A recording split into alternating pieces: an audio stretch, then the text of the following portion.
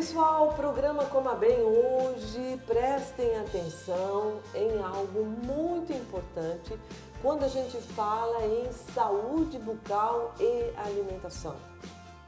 E para falar desse tema de uma forma magnífica, nós trouxemos aqui a professora Pamela Diesel, do curso de Odontologia da Universidade Franciscana. Professora, seja muito bem-vinda. É um assunto que nós precisamos tratar porque a saúde bucal faz parte de toda a saúde do corpo. Professora, eu gostaria de saber em que momento eu devo começar a cuidar da dentição para que hoje, e eu ouvi uma fala da professora Pamela muito importante, quando a gente falou da questão de próteses, que os idosos hoje usam somente próteses, que têm dificuldade, elas depende de quando eles nasceram. Os de 60, 70 já não são mais assim. Professora, quando é que eu começo a saúde bucal e principalmente relacionado à alimentação? Muito boa colocação, ainda mais quando a gente pensa no ciclo de vida, né? A gente pensa que tem toda a questão de troca de dentição, mas a dentição ela começa já a ter uma preocupação dentro da saúde desde a concepção do bebê. Olha só! Onde nós temos ali a mãe preocupada com todo o seu pré-natal, onde ela vai procurar atendimento, né? Parte médica, nutricional, e é claro que a gente tem também o pré-natal odontológico. Olha só! Para que se criem bons hábitos e que quando a criança nasce a gente já tenha aí algumas características que a mãe possa realizar de cuidados odontológicos também. O que se deveria fazer nesse período em relação a esse cuidado nesse pré-natal? Especificamente, professora? O pré-natal ele se divide em dois momentos, o cuidado da mãe Sim. E as atenções ao bebê quando nasce. O cuidado com a mãe, como a gente falou, né, são os bons hábitos de saúde. Então seria essa mãe comer o que nós temos aqui, frutas, verduras e legumes, evitar totalmente o açúcar, ter uma alimentação variada de acordo com o Guia Alimentar da População Brasileira. Perfeitamente. Dessa forma. Exatamente. E isso aliado a uma qualidade de saúde bucal, preocupada também com a parte de higienização. Da mãe. Da mãe. Ótimo. Atrelada às alterações hormonais, se houver um desequilíbrio dessa grande roda, desse grande cuidado de saúde, você pode ter complicações muito grandes. E muitas vezes a gente escuta a gestante falando, porque eu tive tantas cáries por causa da gestação. Não procede isso, né? Exatamente. O meu dente ficou fraco, alguma coisa assim. Exatamente. Eu já ouvi isso, professora. Não, eu escutei da minha mãe. Opa. Antes de eu entrar no curso de graduação, para mim era uma coisa conceitual. E aí depois a gente desmistifica e a gente entende que a cárie, a doença cárie, ela é uma doença multifatorial. E é claro que um dos grandes fatores é a presença do biofilme, muitas vezes originado do que está sendo consumido e da não desorganização dele de forma satisfatória. Olha então só. está faltando uma orientação, não que não se saiba escovar, mas às vezes uma orientação personalizada para essa gestante compreender que as alterações hormonais dela vão ter implicação também em como que vai se comportar a saúde bucal dela. Olha só. E nesse primeiro período, vamos colocar aí, professora, nos primeiros, até os 6 meses de idade que essa criança fica sendo aleitada ao peito e depois da introdução dos alimentos. Isso. Como poderíamos cuidar dessa saúde bucal desse bebê? Do 0 a 6 meses, a gente tem, obviamente, a questão do aleitamento de preferência, né, vindo como sendo majoritário ali. E esse neném, ele não tem dentes. Não tem dentes, ele não tem contato com substâncias carogênicas. A cárie ela não é uma doença transmissível, então a gente tem ali características relacionadas com isso que vão pedir o quê? Um processo de uma limpeza da gengivinha da criança. Olha só, não precisa ter dente para fazer higienização. Exatamente, mas já se cria um hábito de criar uma desorganização da criança, conceber a ideia de que alguma coisa está chegando de diferente ali, que não é o peito, uma mamadeira. Olha. Então eu falei, é os hábitos sendo criados e... Gente, imagine, eu jamais imaginaria isso. uma questão básica. Por isso, esse pré-natal odontológico... Já prepara para desde o nascimento o bebê já... Não é só a mama da mãe que vai entrar na boca e outros elementos que é essa questão da higienização. Fantástico. Exatamente. E aí, entrando assim, a introdução alimentar lá em torno dos seus 6 meses, aí começam a vir alguns alimentos um pouquinho diferentes. Aqui a gente geralmente começa, de alguma forma hoje se recomenda todo tipo de alimento, né? Exato. Mas os alimentos pastosos e aqueles alimentos que vão ter açúcar de alguma forma, não açúcar, não sacarose, não estamos falando de sacarose, mas a frutose, que é o açúcar das frutas, o açúcar dos cereais que entram aí. O que fazer? Aí iniciando, e junta muito concomitante com a introdução alimentar, a saída do primeiro dentinho. Olha. Ela vem em torno dos 6 meses, 8, às vezes, né, a gente vê o aniversáriozinho de 1 ano e as mães estão assim, ainda não veio. Não, mas é normal, de 6 meses a 1 ano e pouquinho ele vira os primeiros dentinhos. E aí a gente já começa, né, a entrar com uma escovinha macia. Importante entrar com um odontopediatra dando assistência, né, já desde o nascimento, mas nesse momento para dar instrução sobre o uso da pasta fluoretada, como deve ser usada, a quantidade, exatamente porque já se começa a ter a percepção de outros alimentos que ainda não com potencial carogênico, mas que podem produzir um biofilme e que a gente precisa começar a desorganizar. Olha só, gente, eu vou perguntar para a professora Pamela, o que é um biofilme? Ai, obrigada! Mania de professor, né, de falar termos técnicos. O que é um biofilme? Porque se eu como uma fruta, eu vou ter um biofilme, se eu como uma batata, eu vou ter um biofilme. E a criança, são alimentos bons? Alimentos de boa qualidade? O que é um biofilme, professora? Perfeito. O biofilme, na realidade, o que ele é?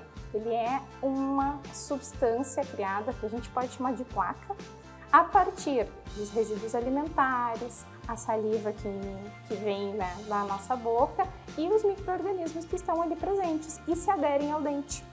Então, vai se formar uma plaquinha. Algumas vezes, né, falei, se ficar muito tempo sem higienizar, ela se torna até visível muitas vezes, mas algumas vezes ela não é perceptível ao nosso olho, mas que as escovas e as cerdas conseguem tranquilamente fazer a dissolução dela.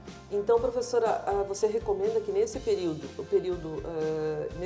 primeiro período, até os 6 meses, aleitamento materno exclusivo, depois a introdução dos alimentos, e qual fase entre os 6 meses até 1 ano que eu devo, de fato, procurar alguém da odontologia para orientar especificamente?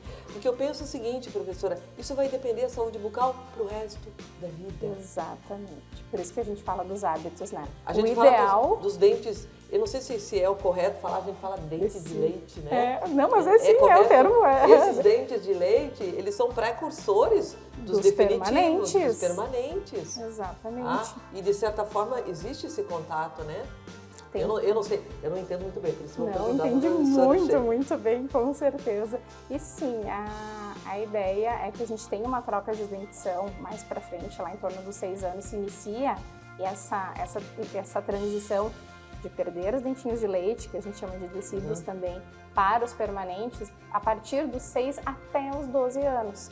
E aí, todos os hábitos criados estão ali. Mas voltando à pergunta, né, de qual momento do dentista? O quanto antes. De preferência, após o nascimento, já levar o bebê para o consultório de um odontopediatra ou alguém que, né, tenha exatamente, que tenha a percepção e o atendimento tranquilo de um bebê ou de um recém-nascido. A partir dos 6 meses tem que voltar com os primeiros dentinhos para dar aquele reforço positivo para a mãe, de tirar dúvidas sobre o processo de higienização. E aí, a partir dali, semestralmente, anualmente, aí o dentista vai conseguir definir os retornos. De fato, o que não se admite hoje, professora, com toda a tecnologia, e aqui nós temos uma notícia muito boa, que foi propagada e foi divulgada de uma forma magnífica, que o Brasil é o país que mais detém tecnologia e o melhor país quando se fala em odontologia e em cuidados. Exatamente. Na profissão. É o melhor país do mundo, gente. Do mundo. Os melhores pesquisadores, o pessoal é convidado. Eu tenho amigas minhas que estão fora do Brasil até, foram a convite da aula em outras universidades em função disso. Tem vários exemplos ali. Nós temos aí grande parte da produção científica saindo daqui. Como bem falou, novas tecnologias, muitas empresas com qualidade sensacional de materiais odontológicos. Exportando tecnologia, 20% ciência. dos dentistas do mundo são brasileiros. Olhem só, então 20%. Por isso que a professora Pamela está aqui, além disso, para explicar para a gente. Professora, por que as pessoas, ou por que no processo educacional se começa a dar alimento com sacarose? E esse é o pior de todos, não é, professora? Qual é a função dessa sacarose? E aqui nós trouxemos alguns exemplos, professora. Eu vou lhe mostrar algumas coisas aqui não muito adequadas, mas que a nossa laboratorista, né, Maria, eu pedi para ela comprar algumas balas e alguns até chiclete, Biscoitos, esses biscoitos aqui, que a gente não vai colocar a marca, aqui também, que tem muito açúcar, muita sacarose, né? E mais esses outros. Quando é que a criança pega isso? Se uma criança nunca comeu, professora, nunca comeu um tipo de alimento, ela só comeu verduras, legumes, frutas com frequência, tá? Como que uma criança que nunca comeu vai comer isso? De que forma? Acho que a gente entra muito no ponto cultural, né? Tá. Educacional também? Exatamente. O acesso, ele vem muitas vezes, nem sempre é pela casa, às vezes vem de fora, ou às vezes dos hábitos, de novo, muitas vezes da família. Da família. Tá vendo a mãe comer uma bolachinha?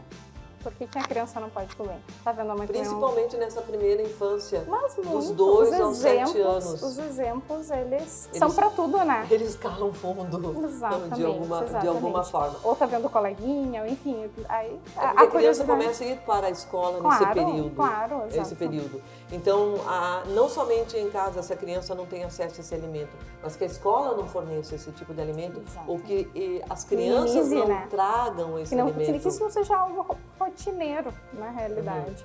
Não tenho nada contra eles, que fique bem claro, porque volta a ideia de que a ingestão do açúcar, ela vai proporcionar um biofilme. Se você desorganizar o biofilme, tudo bem. Só que se tu tem uma falha no meio do caminho, você pode ter uma complicação e aí entra nas perdas dentárias, necessidade de tratamento de canal, restaurações, todas essas complicações. Muito. Mamadeira com aquele achocolatado para dormir. Só o que a gente na nutrição a gente desaconselha totalmente isso. Professora Pamela, nós vamos para o segundo bloco. A gente volta daqui a pouco para fazer mais questionamentos à professora.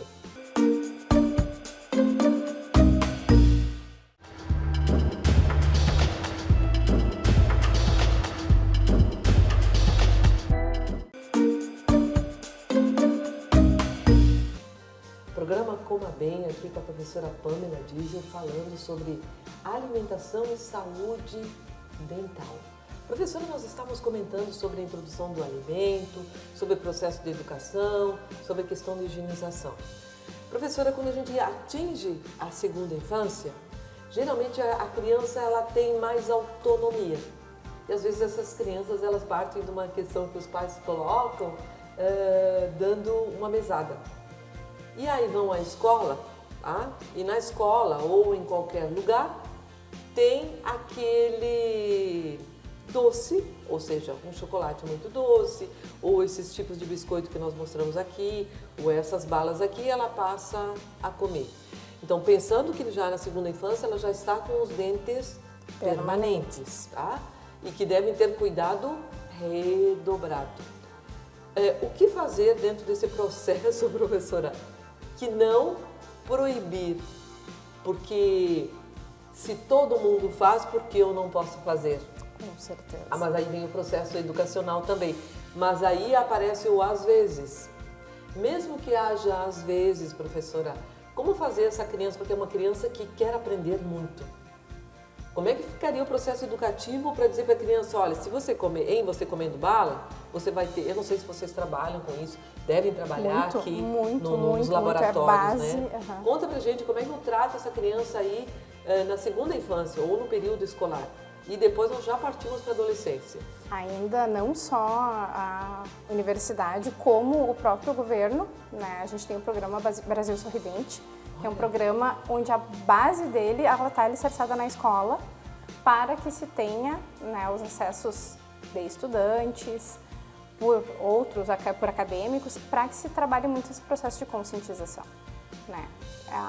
A ideia de que se tenha uma tríade: doce, tempo, dente, com, né, todos os componentes que vão estar na nossa boca. Não pode ter um tempo muito grande de ação. Entre a ingestão de um alimento açucarado e o processo de desorganização, que seria a escovação, né? E essa escovação... Olha só o que a professora está falando. Essa desorganização do quê? Do filme? Do biofilme, né? Da placa que se forma sobre os dentes. Então quer dizer que se eu comer uma bala, eu comendo uma bala, automaticamente, e quanto mais pegajosa, quanto maior a quantidade de açúcar. Essa aqui, que fica, não vamos colocar a marca aqui, né? Não, come, ela fica grudada. Eu sei, professora, eu adoro barra de leite. Exato, os caramelinhos ali. Eu como assim, professora, cá entre nós, a gente come. Eu como umas 10, algumas 5 mais ou menos, e daí fica aquele gostinho bom na boca, não fica? Esse gostinho ele tem que ser cessado com a tirada desse biofilme. Exatamente. Aprendemos tanto aqui, gente, que maravilha. Professora, na adolescência que a gente sabe que existe toda uma transformação hormonal, uma modificação, mais uma fase importante desse cuidado também em relação à alimentação. Hormonal, psicológica, que daí poder dizer o não, eu não quero, algo que ser contra, né? Algumas vezes vem junto acompanhado. Então tu tem a preguiça, tu tem, né, muitos componentes, e aí a supervisão, mais uma vez, precisa existir. A supervisão da família, a supervisão do profissional. A procura do profissional nesse período da vida, a cada 6 meses? Mais uma vez a gente tem o costume de dizer que a cada 6 meses ou 1 ano, mas com a questão da individualização. Cada pessoa tem a sua característica. Se a gente vê que o processo educativo está falhando muito, a frequência da ida ao dentista é melhor que seja maior, exatamente. Sim. Para essa criança ou esse jovem, esse adolescente, não sofrer com... A gente tem costume de brincar que é mais fácil fazer uma limpeza, uma profilaxia, não é nem mais fácil para o dentista, é mais fácil para o paciente do que ele sofrer com um tratamento de canal, com uma restauração, com anestesias. Então a gente não quer chegar nesse ponto. Isso aí tudo relacionado a uma cárie dentária que vem por meio dessa periodontal, que é a inflamação da gengiva, né? Sim. São dois pontos que com muita frequência a gente nota. Às vezes o adolescente até faz a desorganização, mas essa desorganização, a escovação é aquela coisa, ela botou a escova e saiu. E aí não foi o suficiente, às vezes, para algumas áreas. E quem sofre, um dos primeiros pontos é a gengiva. Então, assim, aquela gengivinha que sangrou um pouquinho, exatamente, passou o fio dental, sangrou. Não tá bem, ela não tá saudável. Ela precisa receber um controle, um cuidado maior.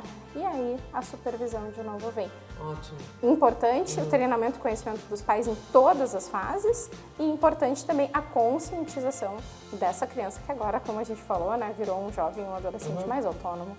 Então, o que a gente verifica dentro da adolescência é o consumo daquelas bebidas extremamente açucaradas. Aí eu não vou tomar aquela bebida, vou tomar uma bebida com edulcorante, mas ela tem ácido fosfórico, tá? Que é um ácido que também vai baixar o pH, e aí essas alterações de pH para nós são péssimas. O que forma a doença cárie é a baixa de pH. Olha e só. Esses alimentos, quantos deles têm um pH mais ácido, né? Com certeza. E se transforma, né? Exatamente. Existe esse processo fermentativo. Exatamente. E aí isso vai criando um processo de desmineralização dentária, e essa desmineralização somada àquela placa que não desorganizou, vai deixando as bactérias ali agirem e criar complicações. É tão fácil cuidar. É mais fácil, é mais barato. Com certeza. Professora, a gente ouve muito falar que tem alguns alimentos que, se você comê-los, tá, você ajuda a massagear essa gengiva, e de alguma forma, prestem atenção, é massagear a gengiva, mas esse alimento ele não vai limpar o dente. Por exemplo, eu já ouvi falar, professora, dá uma olhadinha aqui, já ouvi falar que comer a maçã, vou comer essa maçã aqui, comer essa maçã vai limpar meu dente, eu não preciso escovar o dente. Não procede. Não procede, uma vez que ela não... ela atua pontualmente em algumas áreas de corte e automaticamente ela vai ser amassada dentro da boca, criando resíduos ali que vão voltar. Né? Então, eu falei, ela não é uma escova de dente, ela não é um fio dental. Olha só que maravilha. Gente, então vamos cuidar, tá? Cuidar com essas falácias. Mas tem uma outra falácia também, professora, que eu vejo muito. As pessoas que almoçam fora e às vezes não trazem a sua escova de dente, seu creme dental, elas comem chiclete, mas ele não tem açúcar. E elas entendem que isso é uma higiene e vai destruir esse biofilme. Isso procede, professora? Claro, mais uma vez não. Alimento não é um processo mecânico para desorganizar esse biofilme. O alimento, e aí nesse ponto não dá nem... É um alimento, não deixa de ser o chiclete. Ele vem com a proposta, às vezes, de melhorar o hálito, porque a pessoa toma um cafezinho, fez a refeição e não quer ficar com aquele hálito. E é o máximo que consegue. É o máximo que consegue. Ótimo. Precisa, de novo. Professora, nós saímos desse... Falando disso aí, nós estamos falando dos adultos, né? E a gente fala de uma coisa bem importante. Entre açúcar, sacarose, que aumenta a produção de Streptococcus mutans, isso, exatamente. Que é o causador, de fato, da cárie, pensando no idoso. Pensando no idoso, e o que você falou para nós ali no Grupo Amica, que foi muito importante, que muitas vezes os idosos, digamos, os idosos hoje que não são considerados, embora sejam considerados pela Organização Mundial da Saúde acima de 60 anos, eles mantêm uma saúde bucal adequada, porque cuidaram ao longo da vida dos seus dentes. E nós sabemos também, nós vamos colocar aqui, eu acho que nós terminamos aqui o nosso programa e eu gostaria que você explicasse muito bem, professora. Hoje nós temos fatores, estudos relacionados com essa falta de cuidado na dentição do idoso e doença de Alzheimer.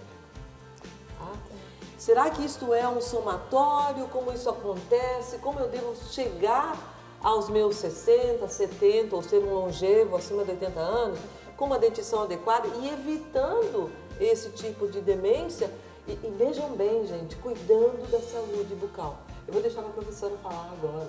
Você não pôs o Daniel, vai me xingar, a senhora só fica falando, professora, perguntando. Vai lá, Pamela, fala pra gente. São tantas pautas dentro dessa grande fala, e a primeira delas eu acho que a gente tem que desmistificar a ideia de que o idoso vai perder dentes. Olha só. Ele pode perder, mas essa perda dentária, ela está atrelada aos maus hábitos em algum momento ou em vários momentos da sua vida. Hoje, nós temos a população acima de 60 anos chegando cada vez com maior número de dentes em boca. Infelizmente, no Brasil, os dados que eu trago não são muito legais, né? Nós temos hoje o SB Brasil, que é um programa do governo, mais uma vez, que faz um levantamento epidemiológico bem concreto. Ele me aponta que as pessoas com mais de 65 anos têm, em média, 24 dentes afetados em boca. O que são 24? Afetados, ou seja, cariados, perdidos, que de alguma maneira, né, já passaram por algum dentista, ou enfim, foram perdidos. Isso remete à ideia de que, em média, uma pessoa com mais de 65 anos no país tem, em média, 4 dentes em boca. Meu Deus! É muito pouco. Mas já melhorou, porque a gente pensa na há 10 anos vida. atrás era meio dente, então vamos pensar que em 10 anos nós ganhamos 4. Graças à odontologia, graças a esse processo educativo. Então, eu ainda acredito muito e eu trabalho muito com esse público tentando conscientizar, exatamente, conscientizar que a gente não precisa perder dentes e cada vez mais eu quero ver esse número de dentes perdidos diminuindo, né? Eu falei, eu tenho esperança de ver os idosos chegando assim com perdas muito pontuais por situações, né? E esse processo da não higienização e essa perda de dente muitas vezes está ligado a uma periodontite, a uma inflamação. Exato. E isso pode levar à demência, professora? Os dois processos, né, da perda dentária, ou elas são com grande frequência, ou são decorrentes da doença cárie ou das doenças, das desordens que afetam as gengivas, a gengivite que evolui para uma periodontite. E aí entra a questão da doença de Alzheimer. Olha. Porque nós temos já de concreto que o processo inflamatório que acontece na gengiva, ele envolve o sangue. E o nosso sangue, ele circula por todo o nosso corpo. Sim, com certeza. Então, micro-organismos da nossa boca podem cair, né, ter correlação com a nossa corrente sanguínea e ter afetado muitas vezes a função neurológica, a função cerebral. Pensando nisso, professora, eu recorro, porque se é um idoso que ele tem falta de dente, naturalmente ele não vai mastigar aquele alimento que seria adequado, aquele alimento integral, aquelas frutas, ele passa a ter uma alimentação mais pastosa. Limitada. E essa alimentação, ela vai ter uma carência de nutrientes. Necessariamente eu vou estar contribuindo para várias doenças, não somente as demências. De alguma forma. Em aula, quando eu ministro aula relacionada a doenças, né, relacionadas à parte neurológica, associadas ao idoso, eu tenho costume de dizer que eu não sei quem que veio primeiro, se é o ovo ou a galinha. Porque nós temos aí do processo de envelhecimento o idoso chegando com menos dentes, dificuldades alimentares e a questão realmente dos alimentos cada vez mais pastosos. E aí eu brinco às vezes, quem dos meus alunos já viu o avô e a avó para poder fazer a alimentação, molhar uma bolachinha, um café com leite para conseguir? Aquilo cria, né, uma pasta que automaticamente tende a dificultar. Só que esse mesmo idoso, ele tem esquecimentos que são normais do processo fisiológico ou patológico quando a gente se trata da doença de Alzheimer, e ele pode esquecer de escovar. E aí a gente entra eu brinco, numa grande bola de neve que eu já não sei mais quem que está influenciando quem, mas é fato que a evolução de ambas as doenças, elas vão ser E aí está o processo educativo, aí está os hábitos criados em uma vida. Isto, está o processo educativo, e aí está o curso de odontologia da Universidade Franciscana, para tentar modificar esse nosso universo, esses territórios que a gente ocupa, dentro desse processo educativo, junto com essas políticas públicas do governo. Exatamente. Professora Pamela, muito obrigada pela sua presença, foi extremamente esclarecedor, eu acho que para a população em geral. Programa Coma Bem, não percam, saúde bucal.